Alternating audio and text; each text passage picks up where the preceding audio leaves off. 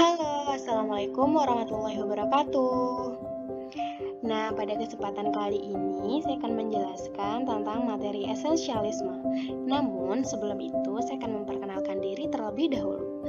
Perkenalkan, nama saya Sofiana Handita Putri dari Prodi Pendidikan Matematika Universitas Mataram 2020. Nah, pada kesempatan kali ini saya akan menjelaskan materi tentang esensialisme. Nah, di materi esensialisme ini ada sebab-sebab yang akan saya bahas. Yang pertama adalah latar belakang, yang kedua adalah filsafat yang melandasi, yang ketiga adalah pandangan ontologis, yang keempat adalah pandangan epistemologis, yang kelima adalah pandangan aksiologis, dan yang terakhir adalah pandangan pendidikan. Kita lanjut aja ya ke yang pertama, yaitu latar belakang. Pada awalnya, esensialisme tumbuh sebagai suatu protes atau perlawanan terhadap progresivisme. Sekitar tahun 1930, timbul organisasi yang bernama Essentialist Command for the Advancement of Education. Salah seorang tokohnya yang terkenal adalah William C. Buckley, Imam Barnabib 1948. Esensialisme mempunyai pandangan tentang kebudayaan dan pendidikan yang berbeda dengan progresivisme. Esensialisme menolak pandangan progresivisme yang mengakui adanya sifat realitas yang serba berubah, fleksibel, partikular, dan bahwa nilai-nilai itu relatif dan sebagainya. Yang kedua yaitu filsafat yang melandasi. Nah, di sini ada dua filsafat yang melandasi. Yang pertama ada idealisme, dan yang kedua ada realisme. Nah, untuk idealisme, filsuf-filsuf besar idealisme yang hidup di zaman klasik diantaranya yaitu Plato. Sedangkan para filsuf idealisme modern adalah Leibniz, Immanuel Kant, Hegel, dan Schopenhauer. Yang kedua yaitu realisme. Filsuf-filsuf besar realisme yang hidup pada zaman klasik yaitu Aristoteles dan Demokritus. Sedangkan filsuf realisme modern yang juga memperkuat ide esensialisme antara lain Thomas Hobbes, John Locke, G. Berkeley, dan David Hume. Kita lanjut ya ke pandangan ontologis.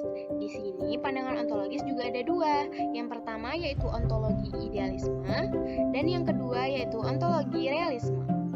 Di ontologi idealisme, filsuf idealisme objektif klasik yaitu Plato meyakini adanya dunia atau realitas ideal yang abadi dan dunia atau realitas material yang temporal serta fana.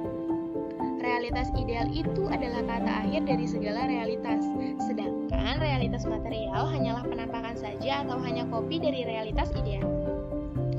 Nah, di ontologi realisme, menurut aliran ini, hakikat realitas bersifat eksternal atau objektif, artinya berada di luar subjek atau manusia dan independen dari pikiran manusia. Realitas bersifat teratur berdasarkan hukum-hukum yang tidak tunduk kepada kehendak manusia. Selanjutnya adalah pandangan epistemologi. Di sini ada dua juga, yaitu yang pertama adalah epistemologi idealisme dan epistemologi realisme. Di epistemologi idealisme, yang pertama yaitu ada sumber pengetahuan. Sumber pengetahuan adalah dari dalam diri, karena manusia memiliki ide-ide bawaan. Manusia memperoleh pengetahuan melalui berpikir, intuisi, atau introspeksi. Yang kedua yaitu kriteria pembenaran pengetahuan. Suatu pengetahuan dikatakan benar karena ia memang benar. Jadi, kebenaran bersifat intrinsik, bukan instrumental. Jadi, kebenaran merupakan perwujudan dari realitas tertinggi. Selanjutnya yaitu epistemologi realisme. Yang pertama yaitu sumber pengetahuan. Menurut realisme objektif, sumber pengetahuan adalah dunia luar subjek.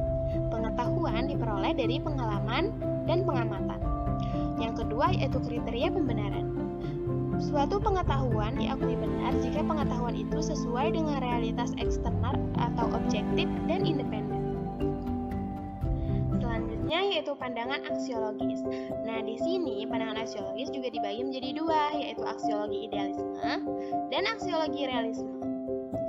Para filsuf idealisme sepakat bahwa nilai hakikatnya diturunkan dari realitas absolut. Karena itu, nilai-nilai adalah abadi atau tidak berubah.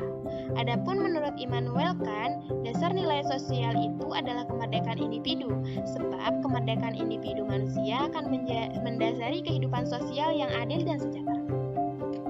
Sementara di aksiologi realisme, para filsuf realisme percaya bahwa standar nilai tingkah laku manusia diatur oleh hukum alam dan pada taraf yang lebih rendah diatur melalui kebiasaan dan adat istiadat di dalam masyarakat. Itu menurut Edward J. Fawad.